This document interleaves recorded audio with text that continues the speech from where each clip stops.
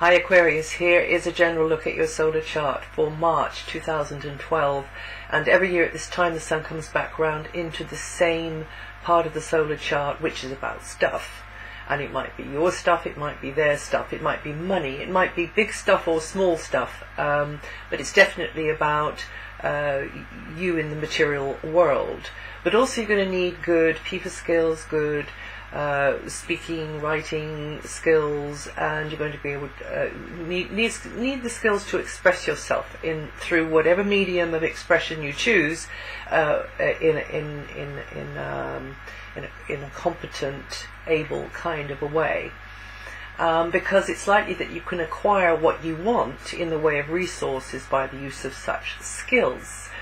So perhaps that's a roundabout way of saying that you can capitalize on assets, whether they're external assets or internal ones, like, you know, the skills you have, the talents you have.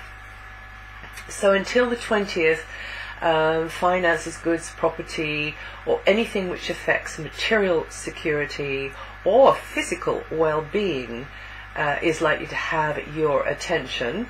And a theme this month is going to be centered around maintaining what's yours, or, you know, getting your hands on more, or perhaps going down the dump and decluttering, which would also be a very good idea at this time due to the position of Mars.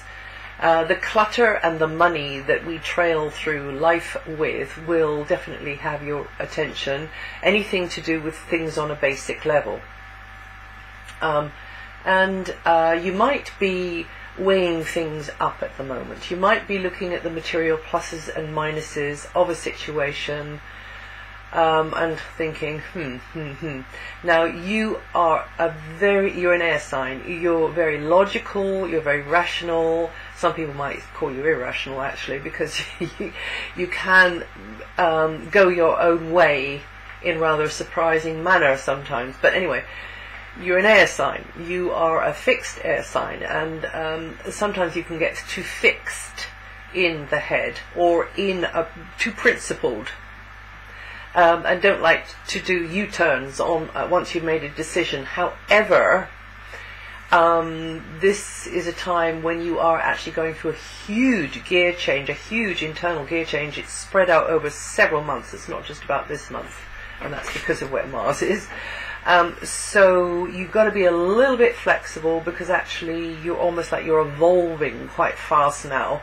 And if something is regularly tiring you out, or emptying your pockets, or is obviously, you know, draining you in some way, which might not be material, it might be emotional, then you might be at the moment weighing up what you need to do about it.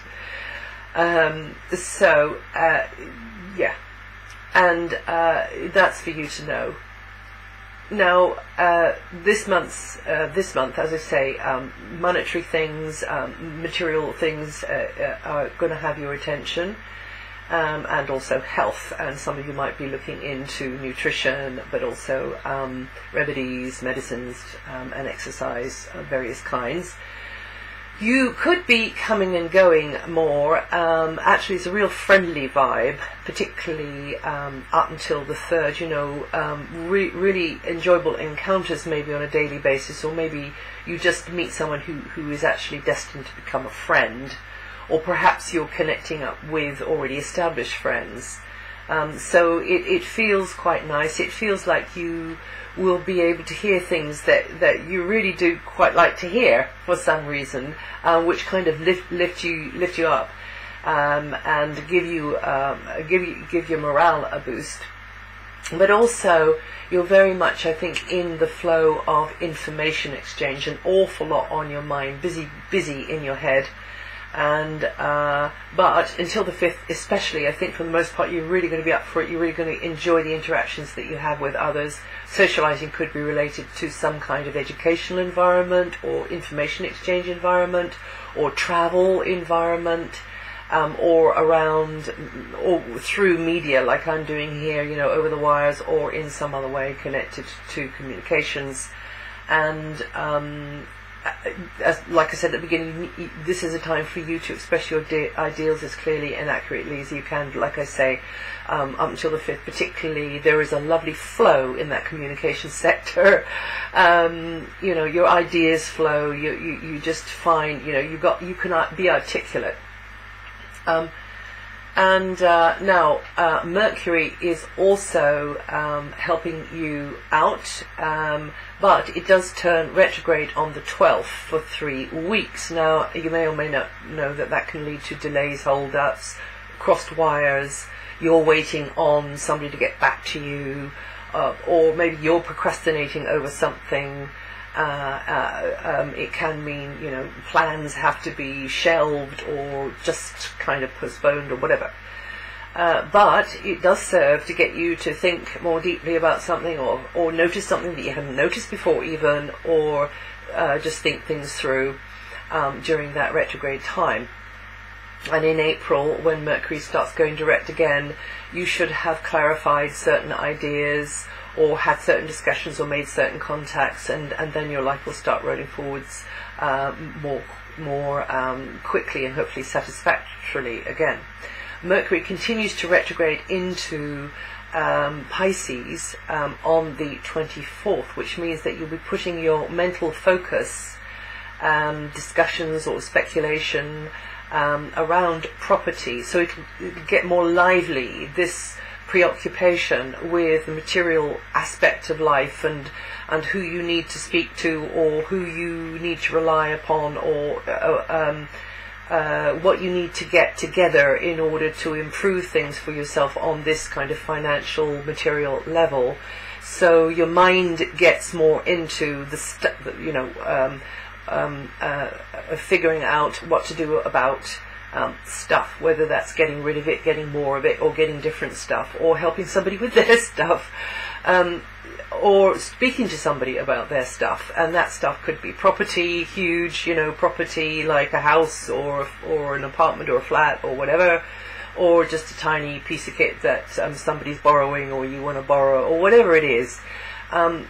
So practical resources will have your mental focus. Lines of supply will be emphasized, and once again the physical material aspects of life are going to be highlighted. But by that time, though, the Sun will have swapped places with Mercury, so really we're going to have a month when you're going to be very, very busy connecting, but also paperwork, maybe on the net, but also connecting with people, whether that's in a profession for professional reasons, or somebody turns into a friend, or you bonding even more with somebody. But it is likely that you will receive supportive feedback and encouragement from others, particularly in the first 5 days. But then, even when Venus moves, which is from the 5th onwards, to the root of your chart, it's almost like a lovely sort of warm feeling coming, underfloor heating, coming up from the foundations of your life. And whether that's coming from within you, because you really are quite glad about where you are, and you're beginning to notice things about the place you're in, whether it is a temporary base or not, that you appreciate. Or maybe you're seeing things about your base that you don't appreciate, and you want to change it and make it more aesthetically pleasing to you. Or maybe you want to change your base altogether, and maybe you meet somebody who's got a nicer base and you want to go and visit them there because you prefer theirs, or perhaps you make a move. I mean, it would be a good time for embellishing your environment, or in fact swapping your present environment for another environment. Also, sort of psychologically, that move of Venus as well on the 5th, from the 5th to the end of the month, will, I think, like I said about underfloor heating, make you feel a bit warmer inside, a bit more secure. And also, if there has been disputes between you and a family member, or a separation, or whatever it is between you and either a family member or just somebody in the community, this would be a good time to sort of sort all that out and settle, say, okay, agree to disagree, whatever it is. This transit could also, well, in fact, the earlier part of the transit could connect you up with siblings or, shall we say, soul brothers and sisters as well. And so you're likely to get, you're likely to get outside into nature more as well when Venus moves. So that's from the 5th to the end of the month. More access to the beauties of nature, being able to really feel uplifted by that amazing beauty and majesty and wonder that never lets us down really every year, and really appreciating that. Now Mars, for several months, Mars has been and will continue to be sensitizing your inner world. It's like there's a lot going on inside of you, and like I said earlier, you're an air sign, so you tend to keep your attention kind of up here. But this could be churning things up, and there's all kinds of aspects and ways it can work really. Some of you it might be like, okay, you're not noticing it much and you just get on with other things. Some of you, though, might be interested in squaring up to what's going on in there and actually get some sort of confidential advice, or go in for some sort of therapeutic kind of help, because you want to nail this one that keeps these demons that keep popping up every now and again. The overall picture is an evolutionary one about this long transit of Mars, because even though it'll be a bit prickly along the way sometimes emotionally, and you can be keeping a lid on a lot inside of yourself actually, at certain moments you need an outlet, because Mars is a very hot energy, and here it's like magma in a volcano. So you really do need an outlet with this, and I'm talking about the emotional side of things. So, heart-to-heart talk, or keeping a journal, keeping a diary. You must, better out than in with the feelings. But some of you might be experiencing it on a more materialistic level, and this is about finances and property, and weighing up the pros and cons of this or that or the other. And looking at certain contracts or agreements that could be the cause of inattention maybe, but it can also be an area where because of that you get pushed, and then you get pushed into an area where you find that you can jointly share with somebody in a much more comfortable, better way. That's why this is called a transformation house. That's where Mars is. It's in the area of breakthrough, but oftentimes you need to be pushed quite hard before you will, I was going to say be humbled enough, but sometimes that's what it takes, for us to be able to see something and come down off our high horse and do a U-turn on a previously made decision. It can be like that. It can be working in another kind of a way. It can be working in the way where you've got a joint agreement, or you're sharing something with somebody else, and their way of coming at it and their expectations are different to yours, and so it's a clash of values. It's a clash of values. So again, it's a very evolving, maturing aspect, because you have to find a way around it. You have to find a way of dealing with it. And like I say, resources, money, a space, an inside space, whether it's a small one or a big one, or bits of kit, that you're maybe sharing, borrowing, whatever, maybe coming into this as well.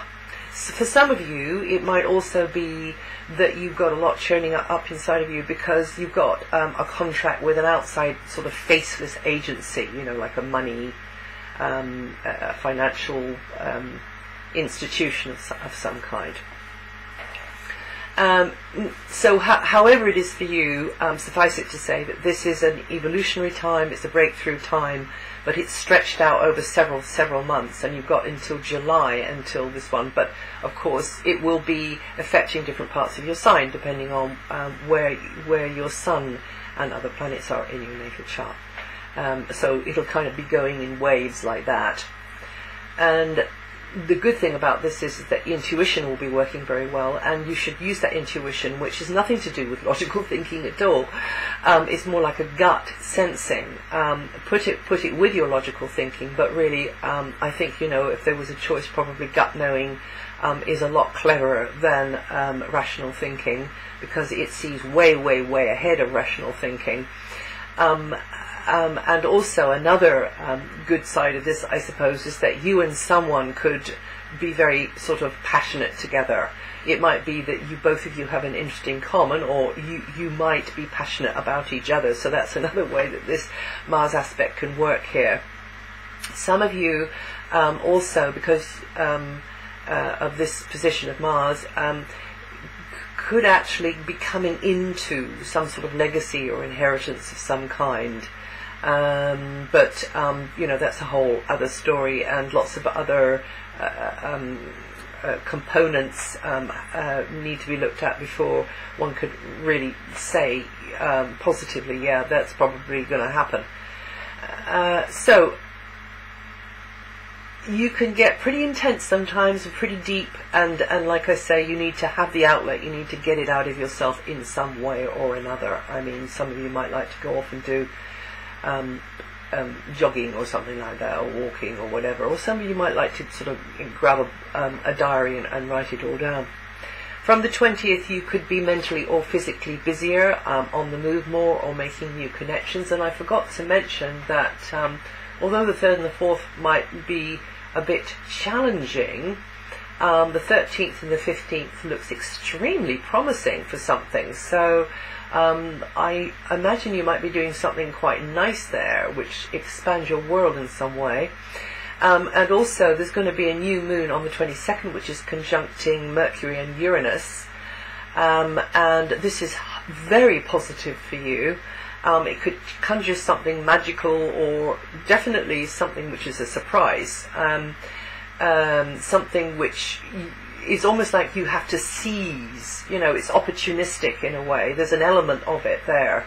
And it might be a big thing or it might be a small thing. But anyway, watch that space. Now here I've been speaking about the faster moving inner planets, but this has to be set against the backdrop of the slower moving outer planets. And if you want to know what they're doing for your sign this month, just go and read it on my website, and then you put the two halves together and you get more of a picture. But also you could throw in the moon sign forecast and the rising sign forecast, which not everything will be relevant, but you'll just have to learn month by month, if you're interested enough, which bits are relevant for you and which bits belong to you. And I will see you the next time.